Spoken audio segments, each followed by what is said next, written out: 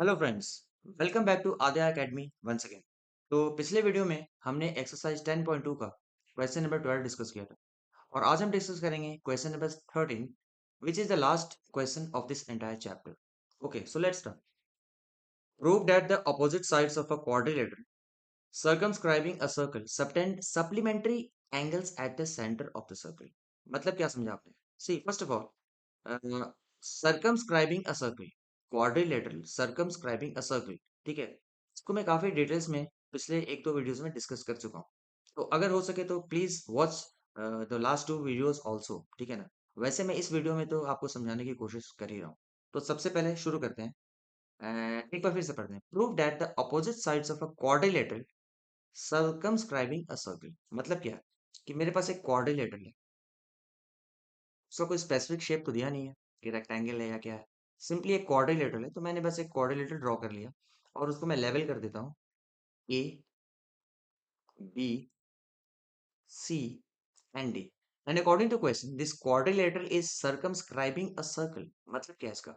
मतलब ये जो क्वाड्रिलेटरल है एक सर्कल को सर्कमस्क्राइब कर रहा है। मतलब इसका क्या मतलब है? इसका मतलब ये है कि ये जो क्वाड्रिलेटरल है ना, ये सर्कल को सर्कमस्क्राइब कर रहा है। What does it mean? मतलब ये है कि इस क्वाड्रिलेटरल के जो चारों साइड्स हैं सर्कल को एक पॉइंट पर बस टच करते हुए निकल रहा है। See, this side is touching this circle at this point, this side of quadrilateral is touching the circle at this point. Quadrilateral का ये जो साइड है वो सर्कल के इस पॉइंट को टच कर रहा है और क्वाड्रिलेटरल का जो ये साइड है विच इज बीसी, वो सर्कल के इस पॉइंट को टच करता हुआ निकल रहा है, ठीक है। और हम काम करते हैं कि ये पॉइंट ऑफ कॉन्टैक्ट्स को भी कुछ लेवलिंग कर देते हैं। Let's say P, Q, R and S. I hope this is clear till now. So what we have got is a quadrilateral which is circumscribing a circle, right? और इस circle का एक सेंटर हम बना लेते हैं which is O. I hope this is clear. अब देखिए क्या बोलता है, फिर से एक बार क्वेश्चन पढ़िए, बिकॉज ये क्वेश्चन पढ़ना इज वेरी इंपॉर्टेंट और उससे रिलेटेड प्रॉपर फिगर ड्रॉ अगर आपने कर लिया तो फिर मतलब क्वेश्चन की आधे परेशानी वैसे ही दूर हो आती है, ठीक है। So let's read once again. Prove that the opposite sides of a quadrilateral. मतलब सही, अगर मैं ये साइड को कंसीडर करूं ए बी, तो इसका अपोजिट साइड क्या है भाई? वो है डी सी। और अगर मैं ये साइड कंसीडर करूं विच इज ए डी, तो इसका अपोजिट साइड होगा B C, right. So out of the two pairs of opposite sides, मतलब देखो यहाँ पर ऑपोजिट साइड्स के दो पेयर हैं। पहला पेयर है A B and C D और दूसरा पेयर क्या है? A D and B C. Out of these two pairs, या तो ये, नहीं तो फिर ये और ये, ठीक है। कोई भी एक पेयर आप ले लो, ठीक है। उसके बाद फिर से क्वेश्चन पढ़ो। Circumscribing a circle subtend supplementary angles at the centre of the circle. मतलब ये जो ऑपोजिट साइड्स है ना, मैं फिलहाल ऑपोजिट साइड्स में ए बी और सी डी को लेता हूँ, ठीक है। तो ये जो ऑपोजिट साइड्स हैं they are subtending supplementary angles at the centre of the circle. मतलब क्या? अगर मैं ये साइड की बात करूं which is A B, so this side A B is subtending an angle at the centre, right. उसके लिए क्या करना होगा? मुझे OB और AO को ज्वाइन करना होगा, ठीक है। अब क्या हुआ कि ये AB साइड जो है ना, this side AB is subtending this angle AOB eight the centre. Similarly इसका ऑपोजिट साइड कौन है? DC। So DC will be subtending this angle which is DOC at the center. Are you all getting? So these are the two opposite sides of a quadrilateral, and these two opposite sides are subtending this angle which is AOB and this angle which is DOC at the center. ठीक है, तो हमें proof क्या करना है कि they are subtending supplementary angles at the centre of the circle. मतलब कि ये दोनों एंगल जो है ना, वो क्या है? सप्लीमेंट्री है। I hope this is clear. मतलब what we have to prove is, हमें क्या प्रूव करना है वो देखिए। What we have to prove? We have to prove that angle AOB, angle AOB plus angle DOC, angle AOB plus angle DOC is supplementary, मतलब 180 degree है इन दोनों का sum. I hope this is clear. देखो एक और चीज बता दूं। लेट्स से कि मैंने तो AB और DC ऑपोजिट साइड्स कंसीडर किए हैं, राइट।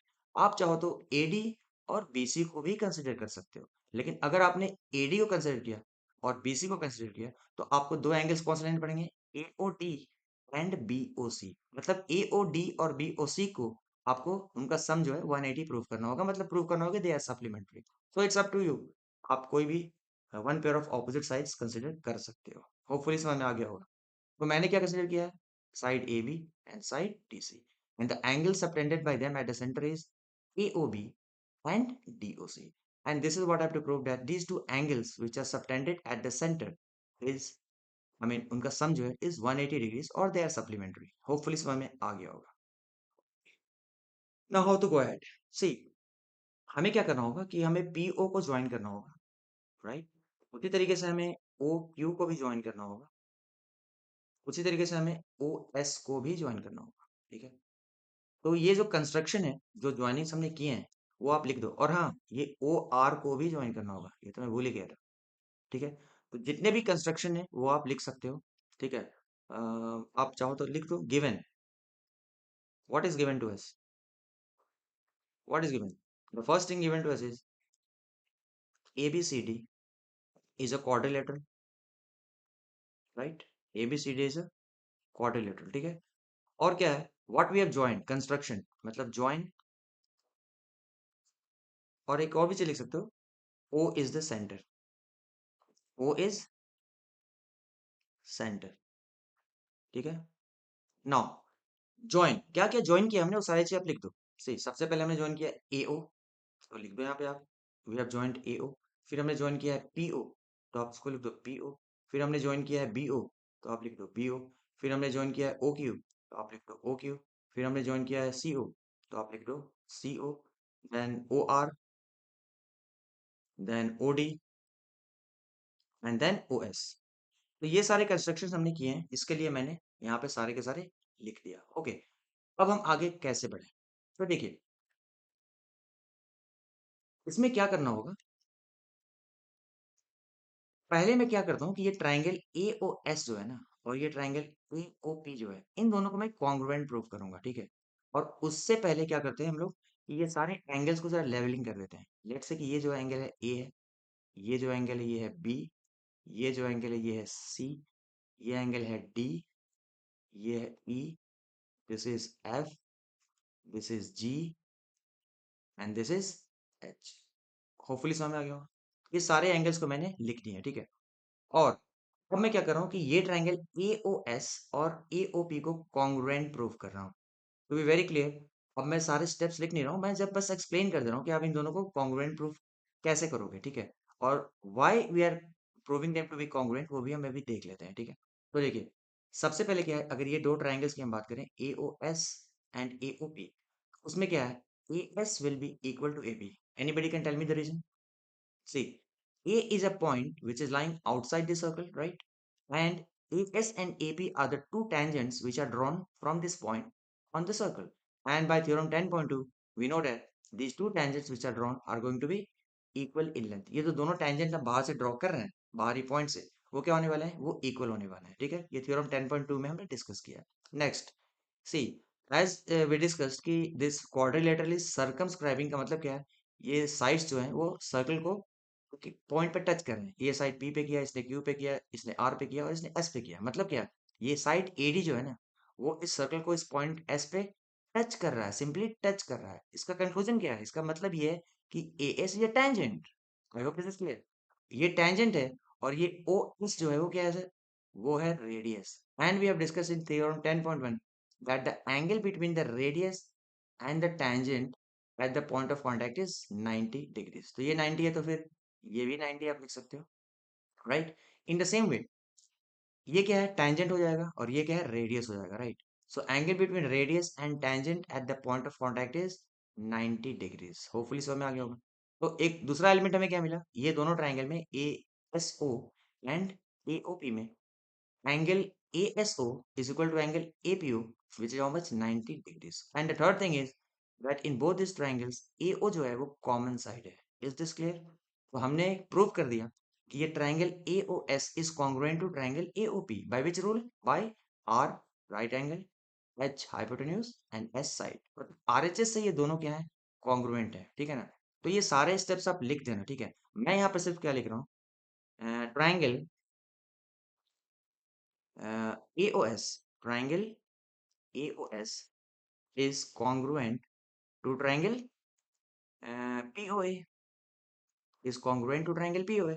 और मैं by which rule, by RHS rule, ठीक है। ये हमने प्रूव कर दिया, लेकिन हमने ये दोनों ट्रायंगल को कॉन्ग्रुएंट प्रूफ क्यों किया? वो इसलिए किया ताकि मैं एंगल ए और एंगल बी को इक्वल प्रूव कर सकूं। I hope this is clear, क्या बोलना चाह रहा हूँ। वो कैसे इक्वल होंगे? Angle A will be equal to angle B because they are the corresponding parts of congruent triangles by CPCT.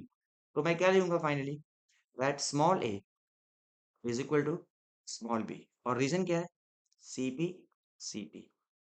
Friends I hope आपको यहाँ तक समझ में आ गया होगा, ठीक है। और ये सिमिलर प्रोसेस जो है ना, वो हमें ये दो ट्रायंगल में भी लगाना है। कौन सा? POB and BOQ. मतलब मुझे पहले पीओबी और बीओक्यू को कॉन्ग्रुएंट प्रूव करना होगा, ठीक है। अगेन सेम तरीके से मैं इन दोनों को भी by RHS rule congruent prove कर सकता हूँ, ठीक है। और एक बार मैंने अगर कॉन्ग्रुएंट प्रूव कर दिया, then I can say that C is equal to D. क्या लिख सकता हूँ मैं? C is equal to D, और रीजन अगेन आप दे लेना CP CT. But be careful, उससे पहले दोनों ट्रायंगल को कॉन्ग्रुएंट प्रूव कर देना।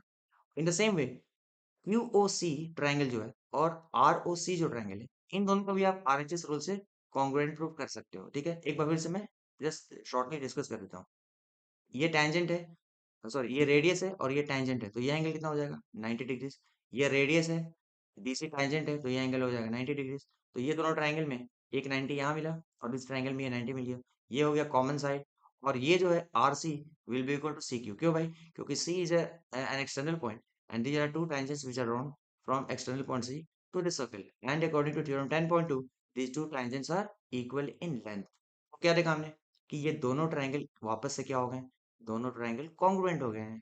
और कॉन्ग्रुएंट अगर हो गए तो एंगल एफ जो है और ई जो है वो क्या हो जाएंगे? इक्वल हो जाएंगे। I hope this is clear. तो मैं लिख सकता हूँ that F is equal to again, क्यों भाई? C P C T. Be careful, मैंने ये दोनों को ऑलरेडी कॉन्ग्रुएंट प्रूफ कर दिया। उसी तरीके से आप ये दोनों ट्रायंगल एस ओ डी और डी ओ आर को भी कॉन्ग्रुएंट प्रूफ कर देना, ठीक है, सिमिलर तरीके से। और आप लिख सकते हो कि एच इज इक्वल टू जी। ये ट्रायंगल में एंगल एच और ये ट्रायंगल में एंगल जी क्या हो जाएंगे? वो इक्वल हो जाएंगे। तो मैं यहाँ फाइनली लास्ट में क्या लूंगा? H is equal to G, और रीजन अगेन फिर क्या होगा? C P C T. Is this clear और not till now? Any problem? अगर कुछ भी प्रॉब्लम हो रही है समझने में, देन प्लीज आप कमेंट कीजिएगा। मैं पूरी तरीके से एक्सप्लेन करने की कोशिश करूंगा, ठीक है। ओके, अब क्या करें भाई? ये तो हमें मिल गया कि ये A is equal to B, C is equal to D, F is equal to E and H is equal to G, ठीक है। यानी अब ये देखिए, अब ये क्या है कि एक पॉइंट है, राइट। और A B C D E F G H ये सब मिलकर क्या बना रहे हैं? Angles at a point. इसको थोड़ा सा मैं सिंप्लीफाई करके समझाने की कोशिश करता हूँ। लेट्स से कि एक पॉइंट है विच इज ओ, ठीक है। और ये बहुत सारे एंगल्स है, लाइक ऐसा एक एंगल बना है, ऐसा एक एंगल बना है, ऐसा एक एंगल बना है, एंड दिस ऑल, ये एक पॉइंट है वो, ठीक है। अब मुझे बताओ कि ये एंगल और ये एंगल, राइट, ये तीनों मिलकर कितना होने वाले हैं? 180। ये तीनों का सम कितना होने वाला है? 180 degrees. Why? Because they are the angles in a straight line. तो ये हो गया आपका 180 degrees. In the same way ये जो एंगल है दिस वन, और ये जो एंगल है ये, और ये जो एंगल है दिस वन, ये तीनों का सम कितना? ये अगेन स्ट्रेट लाइन है, और तीनों मिलकर कितना होने वाले हैं? अगर मैं टोटल बात करूं ये तीनों की, तीनों का सम कितना हो जाएगा? Another 180 degrees. यहाँ तक समझ में आया फ्रेंड्स? अब देखिए, अब मैं ओवरऑल 180 प्लस 180 कितना हो गया? 360 डिग्रीज। मतलब क्या है? These are the angles at a point. ये जितने भी एंगल्स है 1 2 3 4 5 6, ये 6 से नहीं कितने भी हो सकते हैं, but all of them together उनका सम क्या होगा? 360 डिग्री। तो इसी कॉन्सेप्ट का यूज हम यहाँ भी करने वाले हैं। आपको देख रहा होगा कि बिल्कुल ऐसा ही कुछ सिचुएशन यहाँ पर भी हो रहा है। ये क्या है? पॉइंट है ओ, और these are the angles A B C D E F G H, ये सब मिलकर क्या बना रहे हैं? Angles at a point. Are you all getting? Okay, now let's see. तो मैं क्या लिखूंगा यहाँ पे? A is equal to, sorry, not equal to, A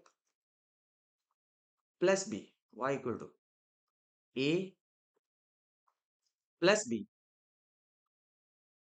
plus C plus D plus E plus F plus G plus H is equal to how much?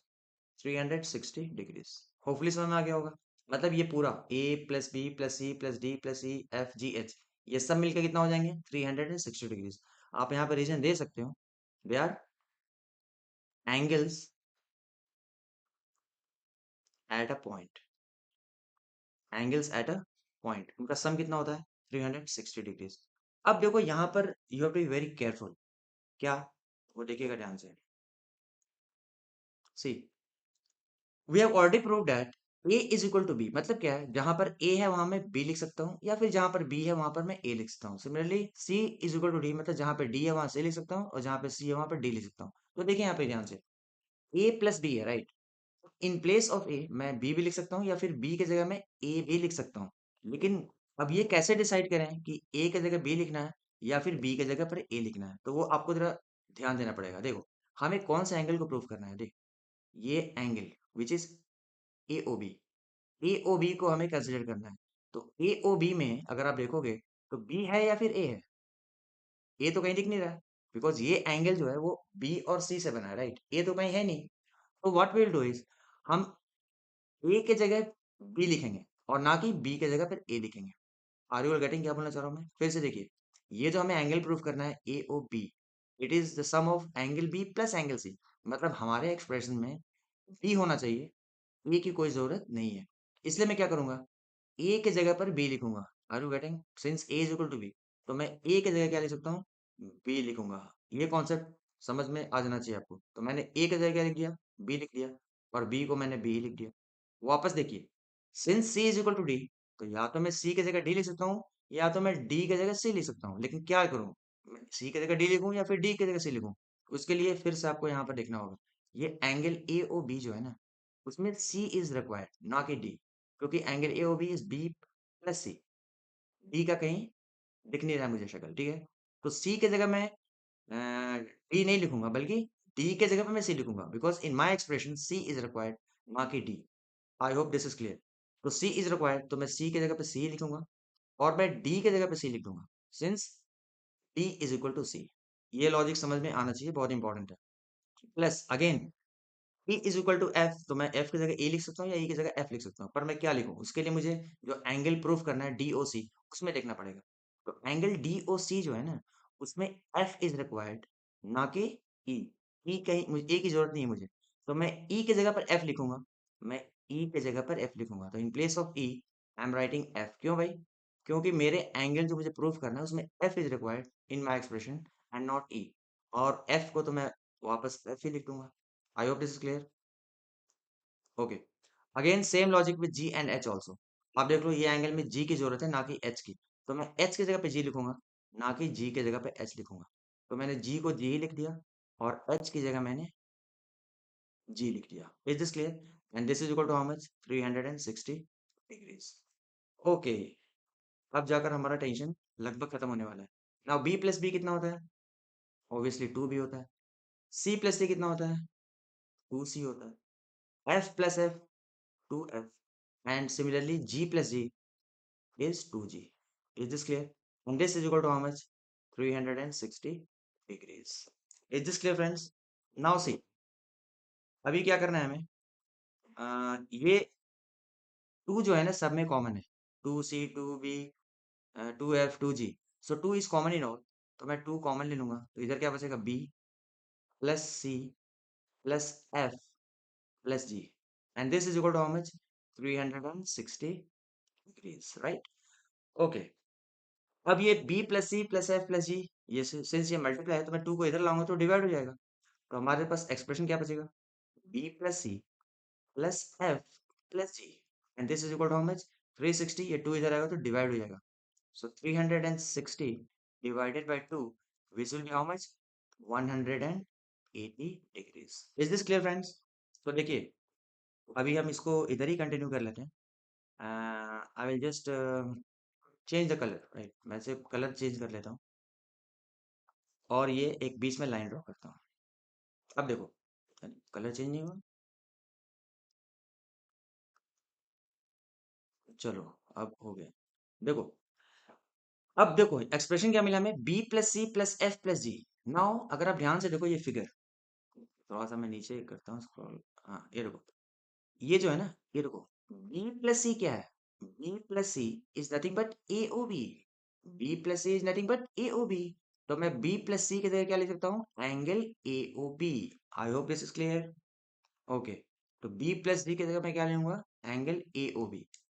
तो मैं यहाँ लिख दिया angle A O B. Right, किसकी जगह पे लिखा मैंने?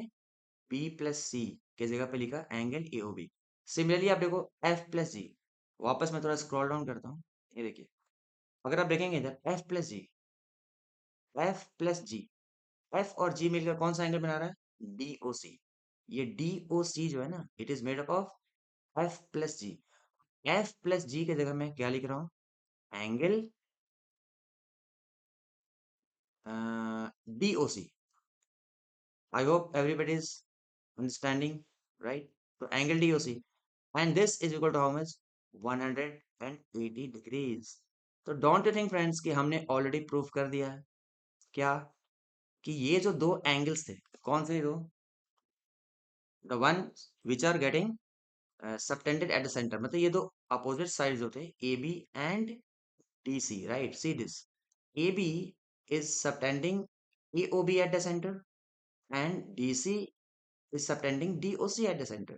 So this angle which is AOB plus this angle which is DOC. See, this angle which is AOB plus the angle which is DOC. ये दोनों मिलकर दोनों का सम कितना आ रहा है? 180।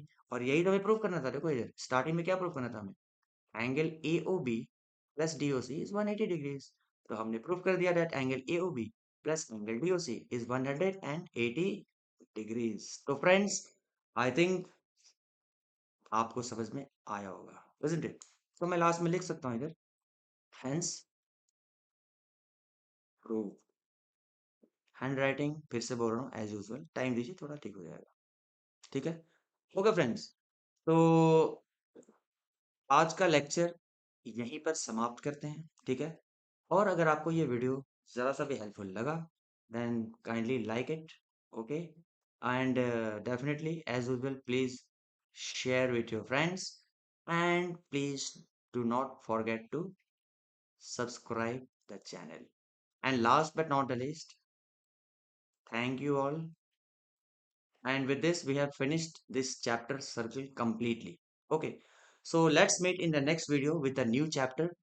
तब तक आप अपना ध्यान रखिए. Okay. Take care. Enjoy. Bye bye.